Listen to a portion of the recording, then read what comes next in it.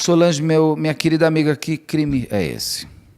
Então, mais um crime de violência doméstica, mais um crime praticado por um pai contra seus filhos, então tenra idade, e contra a sua companheira de quase 18 anos. A Edneia, quando morreu, tinha 34 anos. Veja, é uma menina, 2 anos mais nova que minha filha, Sim. né? Então você enxerga no outro aqueles que são teus, né? São tão caros a ti, né? Uma menina ainda, uma moça que com 17 anos passa a viver com o Gilson. Eles vivem durante bastante tempo sem terem filhos, tanto é que o mais velho, o Luan, quando morreu, iria fazer, dentro de um mês, 5 aninhos de idade, né? Então veja que ela convivia com ele já há bastante tempo antes deles terem filhos. O mais novo, o Lian, tinha acabado de fazer 2 anos de idade, tinha 2 anos e um mês, um bebê. Se a gente for ver um bebê que tinha começado a aprender a andar e provavelmente iniciando a falar. E esse casal vinha vivendo já uma relação abusiva por parte do Gilson. Essas reclamações dela são constatadas, inclusive, pelo depoimento de duas amigas que trabalhavam com ela. Ela trabalhava numa confecção lá em Presidente Getúlio. Presidente Getúlio é uma cidade pequena no Alto Vale do Itajaí. O Itajaí-Açu é um rio que percorre grande parte em Santa Catarina. E lá é uma região um pouquinho mais para cima, então é chamado de Alto Vale. Eles moravam em Presidente Getúlio, não sei dizer há quanto tempo, mas eles haviam residido antes numa outra cidade também pequena, que é José Boatê. E lá eles haviam comprado terra. Enfim, o que dava a impressão é que o casal estava primeiro construindo o seu patrimônio, construindo a sua vida, para depois poderem ter os filhos, até mesmo porque começaram a vida conjugal, eles tinham uma união estável, começaram essa vida conjugal muito cedo, eram muito jovens. Então, os filhos vieram mais tarde. Mas ela vivia sofrendo ameaças por parte dele. Eu ouvi o depoimento do pai da Edneia, um senhor de 63 anos, e ele disse que a vida deles já era uma vida bem conturbada, com ameaças. Ele possuía arma de fogo dentro de casa, o que preocupava muito o pai, ameaçava a Edneia de morte. Então, ele tinha uma espingarda calibre 12 e tinha um revólver dentro de casa. E essas ameaças, elas foram se intensificando, a ponto dela, então, querer se separar dele, como de fato se separou. Ela vai residir com uma amiga durante um mês, até ela conseguir um local para residir com os filhos, e vai morar nesse apartamento com os filhos pequenos. Um mês antes do corpo ser encontrado, dia 29 de julho, ela entra com uma medida protetiva, em razão das ameaças que ele proferia. Acredito eu que ela já estava separada dele há um pouco mais tempo, porque ela foi morar na casa da amiga e, né, durante um mês. Então, se ela registrou esse boletim de ocorrência na delegacia lá de Presidente Getúlio um mês antes, é porque ela já estava separada dele, né? Já havia E a se separado. separação, a gente sabe que até você ter o ato, ela já vem antes, né? Ela Sim. já tem, até para ameaça dele. Deixa eu só pedir um favor, Saulo, abaixa só um pouquinho o meu retorno, por favor. Aqui, não, aqui o que eu ouço aqui. Ah, é por aqui? Tá. a separação ela vem antes, então eu imagino, até para ele já estar ameaçando, o quanto ela não saiu de casa por conta das ameaças anteriores já, né? Até ela ter essa Ela coragem chegou de até a sair é difícil. sair. Ela chegou, uma vez o pai foi buscá-la, levou para casa dela, e é aquela velha história, né, Beto? Sempre as promessas de mudança, promessa de melhorar o relacionamento, retorno ao lar, querer ter uma família tradicional, com pai, mãe e filhos, sempre entendendo que o melhor para os filhos é ter os pais residindo debaixo do mesmo teto, e isso não é uma verdade. Residir debaixo do mesmo teto, tendo uma relação conflituosa, isso faz um tremendo mal para os filhos. Às vezes, os pais separados conseguem dar uma qualidade emocional de vida para esses filhos muito maior, muito melhor, porque não deu como casal, mas pode ser melhor para os filhos ver os pais um distante do outro, Com até que certeza. tudo se acomode, né? Inclusive, uma das falas do pai da Edneia é que ela tinha muito receio de se separar por conta disso, mas ele diz também que o filho mais velho, que é o Luan, que já ia completar 5 anos e, portanto, já verbalizava, dizia que não queria mais morar com o pai. Imagine tudo aquilo que ele Uau. presenciou, o quanto era desagradável esse relacionamento, o quanto isso impactava na vida dessa criança. Com certeza. Então, eles já estavam separados, e na segunda-feira, né, até eu marquei bem para a gente ter uma ordem, né, cronológica. Na segunda-feira, dia 26 de agosto de 2024, o pai da Edneia vai até o apartamento onde a Edneia estava residindo com os filhos, janta com a filha e os netos, e enquanto ele estava lá, o Gilson mandava mensagens para a Edneia. O que já não poderia, não é? Sim, já não poderia. Porque ele já tinha uma medida protetiva contra ele. As pessoas têm que entender que medida protetiva não é só o físico, é o tudo. Não. O Você não... virtual também, o Também, né? contato virtual também é proibido quando se dá, né, quando se concede essa medida protetiva. Porque hoje o contato virtual ele é extremamente intenso, e é isso que traz um desconforto muito grande e uma apreensão muito grande, né?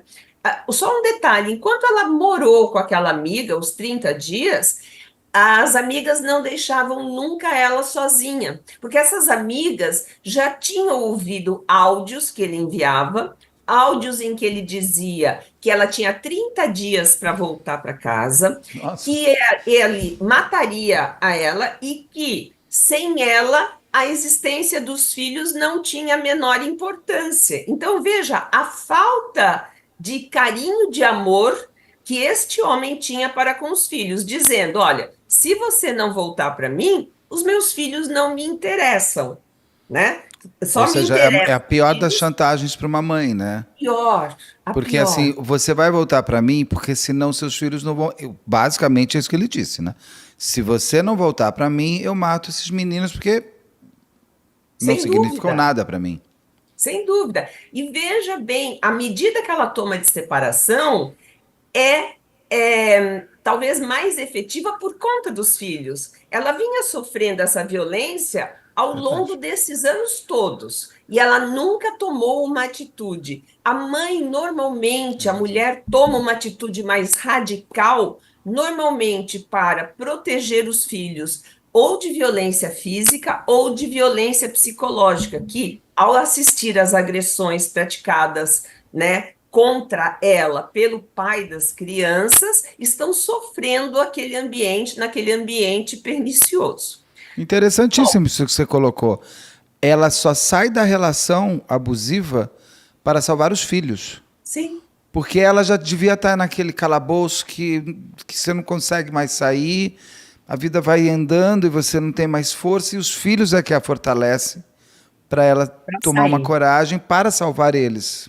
Né? E a gente vê isso muito, né? É Vários bonito casos isso. que a gente tem examinado, o limite é a proteção dos filhos. O limite, aquilo, esgotaram-se todas as tentativas. A partir do momento que a mãe percebe que o filho está sendo vítima física ou emocionalmente do agressor, que até então somente a agredia, ela toma a decisão de romper em definitivo. E veja, nesse Legal. caso, o rompimento era efetivo, ela alugou um outro local para ficar com os filhos. Era uma Procura a moça que polícia, foi na polícia. porque é a primeira vez que ela vai agora, né? Sim, Pelo que a gente sim. levantou, não tinha nenhum boletim de Não, ocorrência antes. eu ouvi um depoimento da delegada seccional de polícia e ela, que é de Rio do Sul, a seccional pertence a Rio do Sul, né, Presidente Getúlio, e ela disse que os dois únicos boletins, os dois únicos é ótimo, né, os dois boletins de ocorrência, um era referente à fuga dele de um acidente de trânsito, que é um crime, o afastamento de um acidente de trânsito, e o outro, esse de violência doméstica, em que foi concedida a medida protetiva. Até então, ela nunca havia ido até a autoridade policial e narrado as violências que ela sofria, né? Então, Sim. agora estava bem claro que havia terminado qualquer possibilidade de reatamento, porque ela alugou um lugar e estava vivendo com os filhos nesse local. Nessa noite em que o pai está na companhia dos netos e da filha, ela passa a receber mensagens do Gilson, que já está descumprindo, como bem dito por ti, a medida protetiva, que o proíbe de entrar em contato com ela, dizendo que gostaria de tratar com ela a pensão dos filhos, a pensão alimentícia dos filhos, e que gostaria de se encontrar com ela no dia seguinte, que seria a terça-feira, no dia 27 de agosto. O pai chega a adverti-la: filha, não vá, não vá, né? Pelo que eu entendi, a Edneia trabalhava num turno dessa confecção, que era o turno da noite madrugada. Por que que eu digo isso? Porque uma colega de trabalho também a alerta para que Tá. ela não vá se encontrar com ele. Então, veja, dia 26 à noite ela janta com o pai, dia 27, provavelmente, do dia 26 para o dia 27, ela vai trabalhar, ela é alertada para que ela não se encontre com o Gilson e ela busca as crianças na creche e ela vai ser morta no dia 27, às 14 horas e 36 minutos exatamente.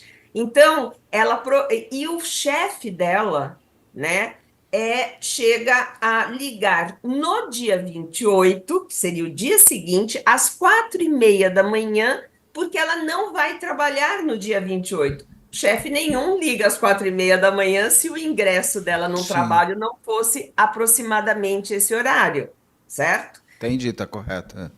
Ela tem o carro está no nome dela, ela vai ao encontro, ela vai buscar as crianças na escola no dia 27, na creche, ela busca as crianças e vai ao encontro do Gilson, certo? Não se sabe por que ela entra na residência onde ela havia residido com o Gilson, porque a morte se dá dentro da casa onde o Gilson morava e onde ela até um tempo atrás também residia. Por que nós sabemos exatamente o horário da morte? Porque é uma câmera de um vizinho, câmera essa que não só tem Vídeo, as mas tem áudio. imagens, mas também tem os áudios. E se ouvem 4 disparos de arma de fogo. E 4 depois mais disparos. dois. São Tem, 4. tem- Que eu vi foram 4. não tem primeiro as da mulher, daí para, depois tem os do menino, que são tiros até diferentes. São disparos diferentes. Ela, Que eu vou pegar depois nós aqui. vamos O que eu vi foram 4 disparos. Eu posso Tá. estar Não, não, enganada, eu vou Beto. vendo aqui. Pode ir contando que eu já vou te O contar. que se Pode. tem é que, posteriormente, né, quando o corpo é examinado pelo IML, ela é atingida por 2 disparos de revólver. E as crianças são atingidas por disparos feitos com uma calibre 12. Então, o barulho realmente é um barulho diferente e Diferente. a gente percebe isso. E aí que é um ponto interessante que nós vamos poder analisar lá na frente com relação à denúncia e à eventual defesa que vai ser feita em favor dele. Ó, vamos ver aqui, ó. A câmera tem aqui disparos, são 6 vezes de disparos. 6 disparos, tá? Você tem o primeiro, o segundo, o terceiro e o quarto são muito próximos. Você tem. Peraí, ó, você tem as 2h35 e 57 segundos. Aí o segundo desculpa. Primeiro às 14 horas, 35 minutos e 57 segundos. O segundo é 14 horas, 35 minutos e 59 segundos. Ou seja, entre o primeiro e o segundo, 2 segundos. Aí você tem 14 horas, 36 minutos e 5 segundos. Você tem o terceiro. E você tem 14 horas, 36 minutos e 15 segundos o quarto. Parece que então ele teria dado 4 tiros diferentes, porque os 4 disparos têm uma diferença, foram 18 segundos e é um som mais agudo.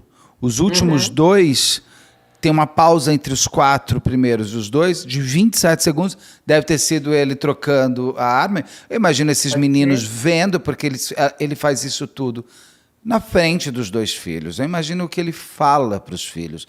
Quando ele vai atingir a mulher, o que ele não fala para a mulher. E você não sabe, porque a mulher morreu sem saber o que ele ia fazer com os filhos dela. Eu não sei qual é a tortura maior para ela morrer sem saber ou ela ter visto primeiro, mas a gente sabe que ela é a primeira. E aí os meninos são com essa outra espingarda, é isso? É uma calibre 12. Calibre 12 faz um estrago absurdo, né?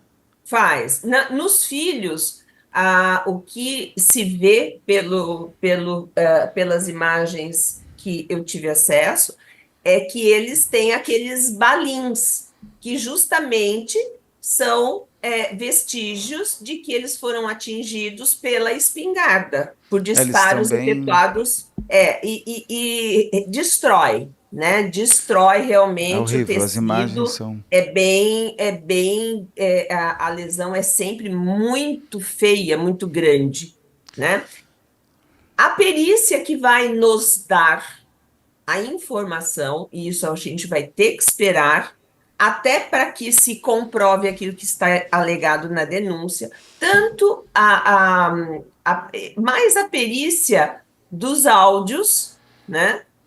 Vão nos dizer se os primeiros 2 disparos foram efetuados contra ela e os que atingiram os meninos foram após ela ter sido atingida, né? Tá.